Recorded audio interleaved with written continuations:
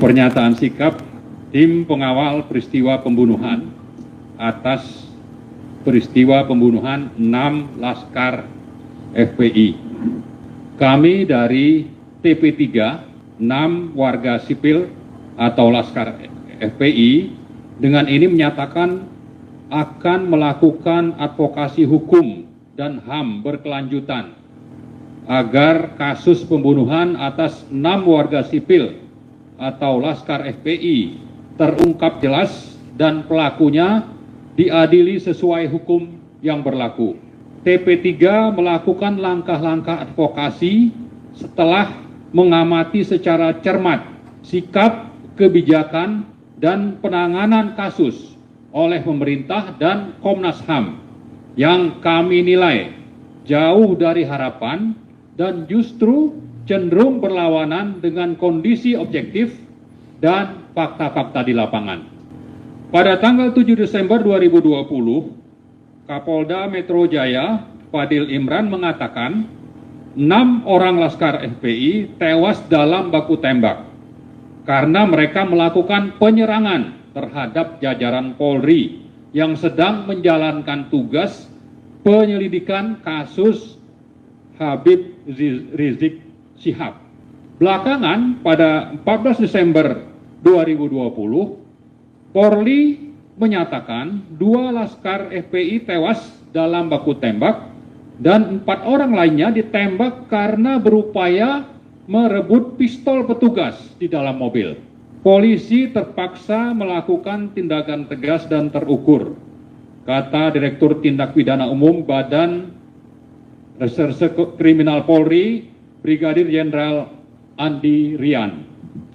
Dari kompilasi informasi yang dilakukan, TP3 menemukan fakta bahwa Laskar FPI tidak memiliki senjata, tidak pernah melakukan penyerangan, dan dengan demikian tidak mungkin terjadi baku tembak. TP3 meyakini yang terjadi adalah pembunuhan dan pembantaian yang patut diduga telah direncanakan sebelumnya.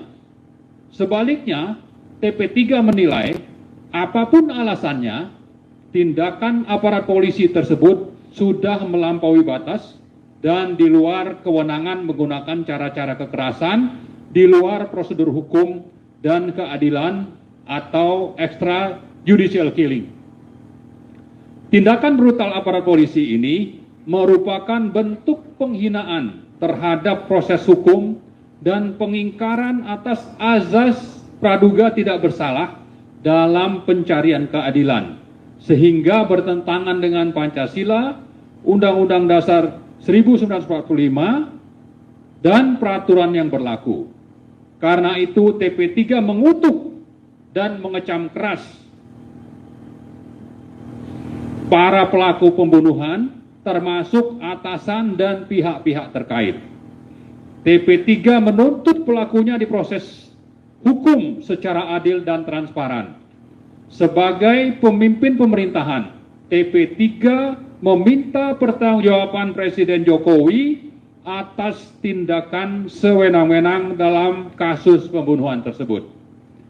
Sementara itu, dalam konferensi pers 8 Januari oleh Komnas HAM menyatakan 2 mobil Laskar FPI menghalang-halangi tugas polisi mengintai HRS, sehingga terjadi bentrok yang menyebabkan 2 Laskar tewas. Penembakan 4 Laskar FPI lainnya dinyatakan sebagai unlawful killing. Komisioner Komnas HAM Khairul Anam mengatakan 4 orang tersebut meninggal saat berada dalam penguasaan kepolisian.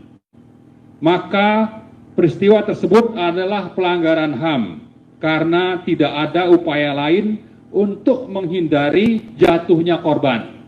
Ini menurut Khairul Anam. TP3 menyatakan bahwa pembunuhan 6 Laskar FPI oleh aparat negara tidak sekadar pembunuhan biasa dan dikategorikan sebagai pelanggaran HAM biasa sebagaimana dinyatakan oleh Komnas HAM. Kami dari TP3 dengan ini menyatakan bahwa tindakan aparat negara yang diduga melakukan pengintaian, penggalangan opini, penyerangan sistemik, penganiayaan, dan penghilangan paksa sebagian barang bukti merupakan kejahatan kemanusiaan, sehingga dikategorikan sebagai pelanggaran HAM berat dalam bentuk kejahatan terhadap kemanusiaan, crime against humanity. Pembunuhan 6 Laskar FPI merupakan pelanggaran terhadap Statuta Roma dan Convention Against Torture and other cruel, inhuman or degrading treatment or punishment yang telah diratifikasi melalui Undang-Undang Nomor 5 Tahun 1998. Karena itu proses hukumnya harus dilakukan melalui pengadilan HAM sesuai dengan Undang-Undang Nomor 26 Tahun 2000.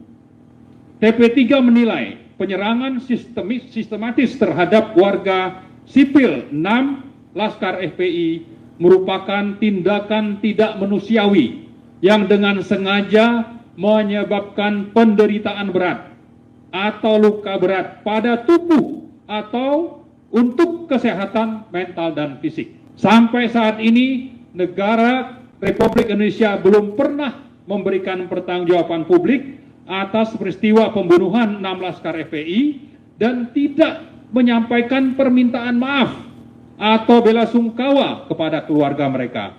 Bagi kami, ini adalah pengingkaran terhadap hak korban dan keluarganya yang semestinya dijamin oleh negara seperti terkandung dalam Undang-Undang Nomor 13 2006, Junto Undang-Undang Nomor 31 tahun 2014 tentang perlindungan saksi dan korban.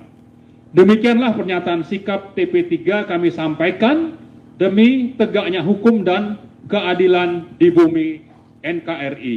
Semoga Allah